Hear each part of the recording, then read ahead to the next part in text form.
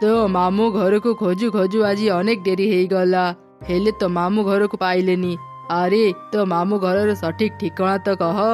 ओहो एते रागुज कौन पाई जे मु जेतेबेले छोट थिली मामू घर को आसीथिली एबे मोर रास्ता ठीक रे मने पडुनी।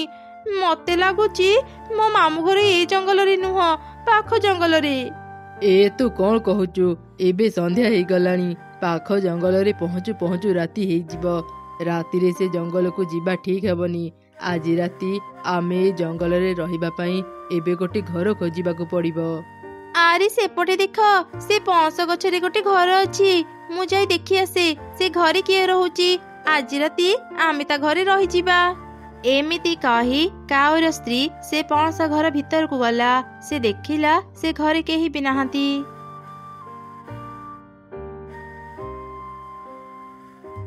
आरे सोच मु एबे से घर भीतरटा देखि आसिली। से घर भीतरटी अनेक सुंदर। से घरे केही भी नथिले लागुची से घरे केही रहू नाहांती। नहले एमिति कबाट को खोला रखी किए कौन बाहर को जाई थांता। चल आज राति आमे से घरे रहि जिबा।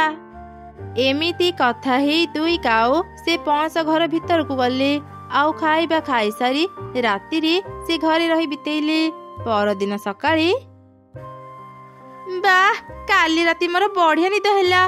सतरी ए घरे रही राति केमिति बीतीगला जना पड़िलानी। सकाळ हेई गलानी। चल एबे मो मामू घर को जिबा। मो घर को एमिति अपरिष्कार करी जाओनी। किए कथा कहूच?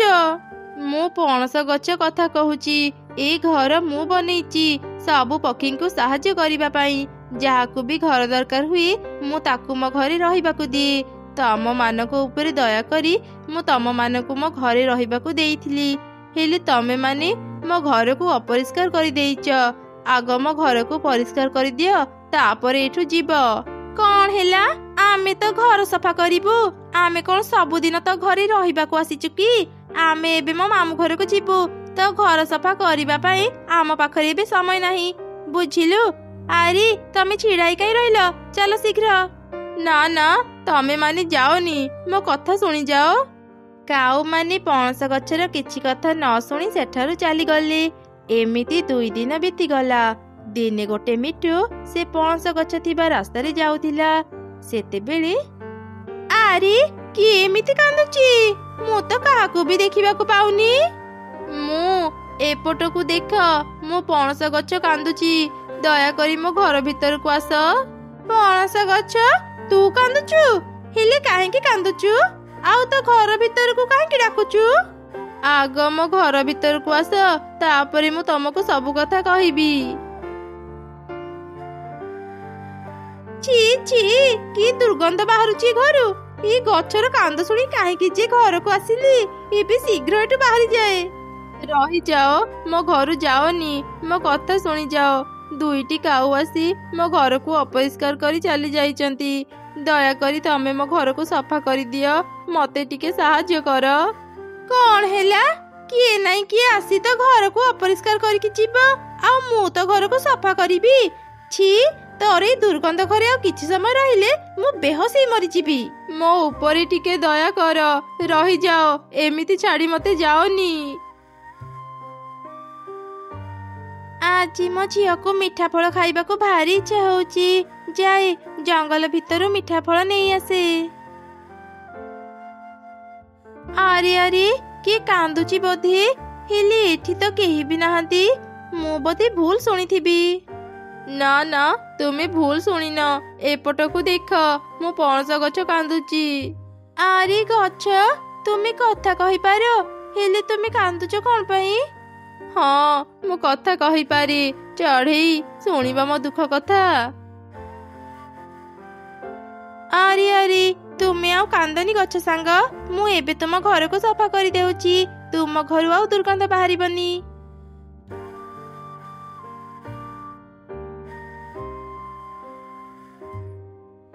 तुमको अनेक अनेक धन्यवाद चढ़ई सांग। मु तुमर ए उपकार केबे भी भूलिबिनी। अच्छा गछ सांग एबे मो घर को जाए। हाँ ठीक अछि जाओ। हेले चढ़ई सांग जदि केबे विपद रे पड़िबो मो पाखकू आसीबो मु तुमको निश्चय साहाଯ୍य करिबी। ତାପରେ ଚଢ଼େଇ ସେଠାରୁ ଚାଲିଗଲା। ଏମିତି କିଛି ଦିନ ବିତିଗଲା।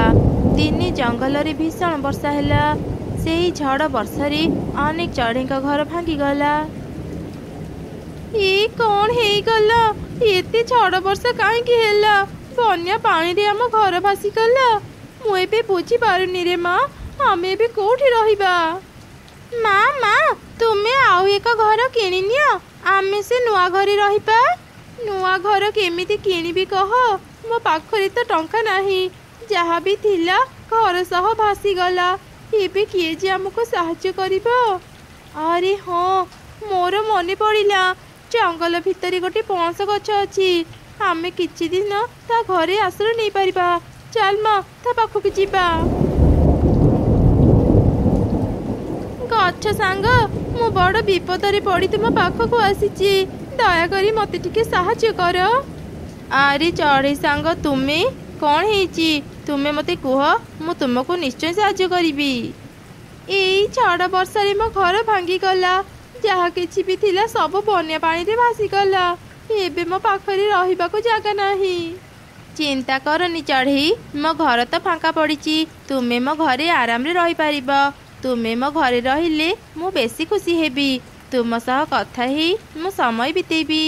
ସତରେ ଗଛ ସାଙ୍ଗ, ତୁମକୁ ଅନେକ ଅନେକ ଧନ୍ୟବାଦ। ଘର ପାଇଁ ଏବେ ମୋର ଆଉ ଚିନ୍ତା ରହିଲାନି। ତାପରେ ଚଢ଼େଇ ଆଉ ତାର ଛୁଆ ସେ ପଣସ ଘରେ ରହିବା ଆରମ୍ଭ କଲେ। ସେପଟେ ବର୍ଷା ଯୋଗୁଁ କାଉ ଆଉ ମିଟୁର ବି ଘର ଭାଙ୍ଗିଗଲା। କ'ଣ? ଆମ ଘର ତ ଭାଙ୍ଗିଗଲା। ଏବେ ଆମେ କୋଉଠି ଆଶ୍ରୟ ନେବା? ଏ ଜଙ୍ଗଲରେ ଅଧିକାଂଶ ଚଢ଼େଇଙ୍କ ଘର ଭାଙ୍ଗି ଯାଇଛି। ଆମେ କାହା ପାଖକୁ ଯାଇ ସାହାଯ୍ୟ ମାଗିବା? କିଛି ତ କୁହ। ତୋର ମନେ ଅଛି ଆମେ ଯେତେବେଳେ ପାଖ ଜଙ୍ଗଲକୁ ଯାଇଥିଲେ, ସେଠି ଗୋଟେ ପଣସ ଗଛରେ ପଣସ ଘର ଥିଲା। ଏବେ ଆମ ପାଖରେ ଆଉ କିଛି ବି ଉପାୟ ନାହିଁ। ଚାଲେ ତା ଘରକୁ ପରିଷ୍କାର କରି ଆମେ ତା ଘରେ ରହିଯିବା। ଏମିତି ଦୁଇ କାଉ ସେ ପଣସ ଗଛ ପାଖକୁ ଆସିଲେ। ତାଙ୍କ ପଛେ ପଛେ ମିଟୁ ବି ଆସିଲା। ଗଛ ସାଙ୍ଗ, ଆମେ ବଡ଼ ବିପଦରେ ପଡ଼ିଛୁ। ଏ ବର୍ଷା ଯୋଗୁଁ ଆମ ଘର ଭାଙ୍ଗି ଯାଇଛି। ଏବେ ଆମ ପାଖରେ ରହିବାକୁ ଘର ନାହିଁ। ଦୟାକରି ଆମକୁ ତୁମ ଘରେ ରହିବାକୁ ଦେଇଥାଅ। ନା, ଜମା ନୁହଁ। ତମ ଭଳି ଦୁଷ୍ଟ ଚଢ଼େଇ ମାନଙ୍କୁ ମୁଁ ମୋ ଘରେ ରହିବାକୁ ଦେଇପାରିବିନି। ତମେ ମାନେ ମୋ ଘରକୁ ଅପରିଷ୍କାର କହି ମୋତେ ଘୃଣା କରୁଥିଲ। ଆଜି ଯେତେବେଳେ ବିପଦରେ ପଡ଼ିଲ, ମୋ ପାଖକୁ ଚାଲି ଆସିଛ। ଚାଲିଯାଅ ମୋ ସାମ୍ନାରୁ। ଏମିତି କହି ପଣସ ଗଛ ତା ଡାଳରେ କାଉ ଆଉ ମିଟୁକୁ ପିଟି ପିଟି ସେଠୁ ବାହାର କରିଦେଲା। ଚଢ଼େଇ ତାର ଝିଅକୁ ନେଇ ଖୁସିରେ ସେ ପଣସ ଘରେ ରହିଲା। ଜଙ୍ଗଲରେ ଥିବା ନଦୀ ପାଖରେ ଏକ ଛୋଟ ଗୁମ୍ଫା ଥିଲା। ସେ ଗୁମ୍ଫା ଭିତରେ ଏକ ଗଛ ଥିଲା, ଯୋଉ ଗଛରେ ଲାଲ ରଙ୍ଗର ଫଳ ଫଳିଥିଲା।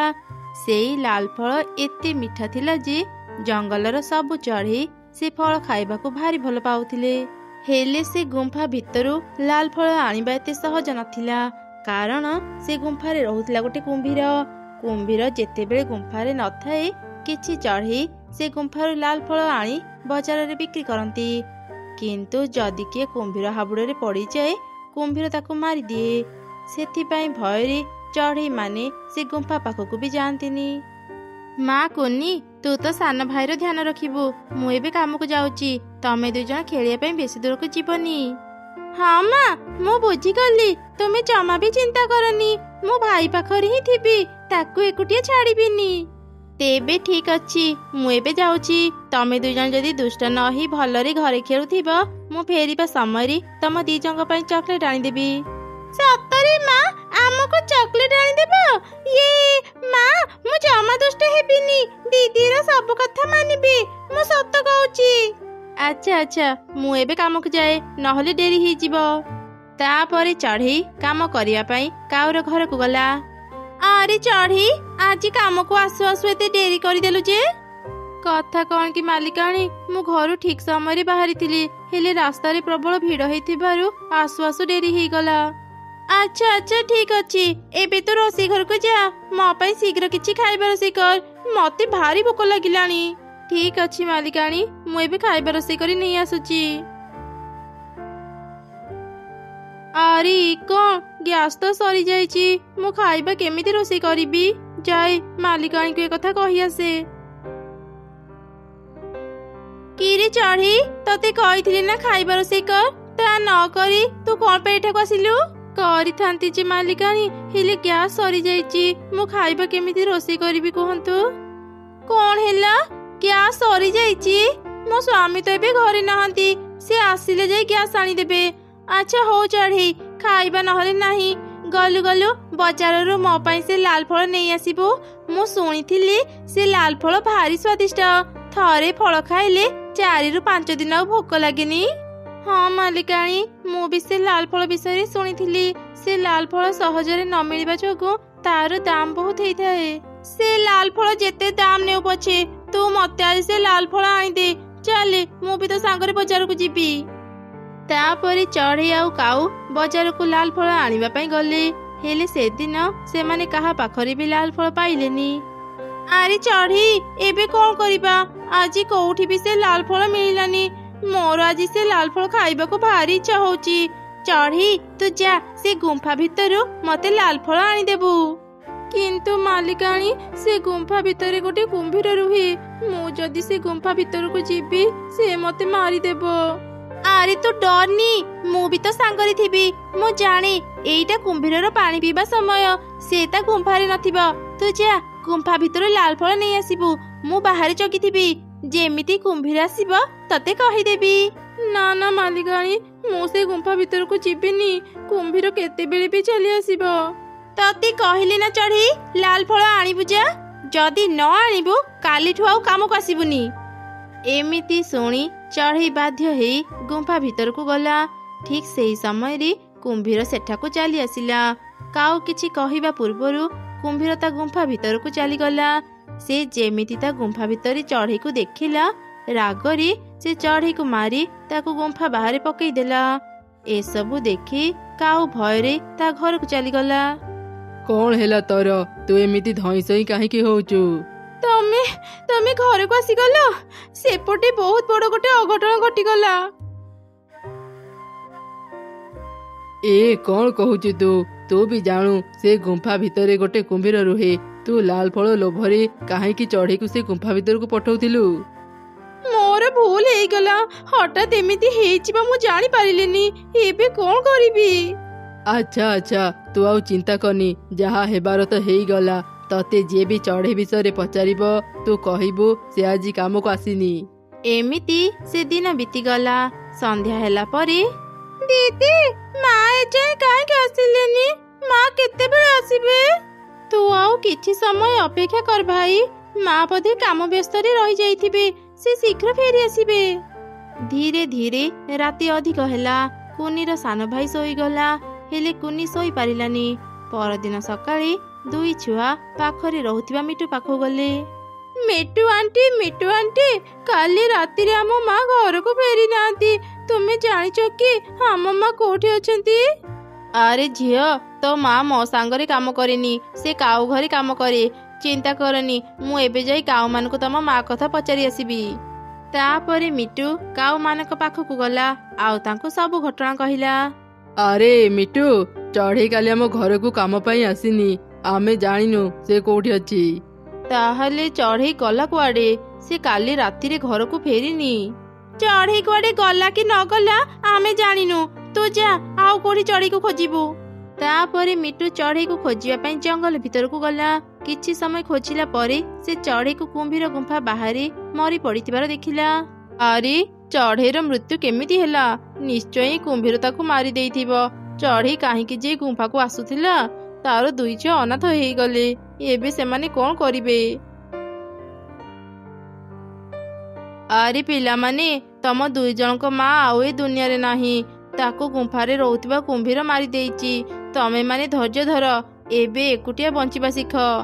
ଏମିତି କହି ମିଟୁ ଚାଲିଗଲା। ଦୁଇ ଛୁଆ ଅନେକ କାନ୍ଦିଲେ। ଦିଦି, ମୁଁ ସେ କୁମ୍ଭୀରକୁ ଜମା ବି ଛାଡ଼ିବେନି। ସେ କୁମ୍ଭୀର ପାଇଁ ଆମେ ଆମ ମାକୁ ହରେଇଲେ। ହଁ ଭାଇ, ତୁ ଠିକ କହିଲୁ, ମୁଁ ବି ସେ କୁମ୍ଭୀରକୁ ଜମା ବି ଛାଡ଼ିବେନି। ଦୁଷ୍ଟ କୁମ୍ଭୀର, ଶୀଘ୍ର ବାହାରକୁ ଆସେ। ତୁ ଆମ ମାକୁ ମାରି ଦେଇଛୁ, ଆମେ ତତେ ଜମା ବି ଛାଡ଼ିବୁନି। କିଏ ମୋ ନିଦ ଭାଙ୍ଗିଲା? ତମ ଦୁଇ ଛୁଆଙ୍କର ଏତେ ସାହସ? ପାଟି କରି ମୋ ନିଦ ଭାଙ୍ଗୁଛ? ଆଜି ମୁଁ ତମ 2 ଜଣଙ୍କୁ ଜମା ବି ଛାଡ଼ିବିନି।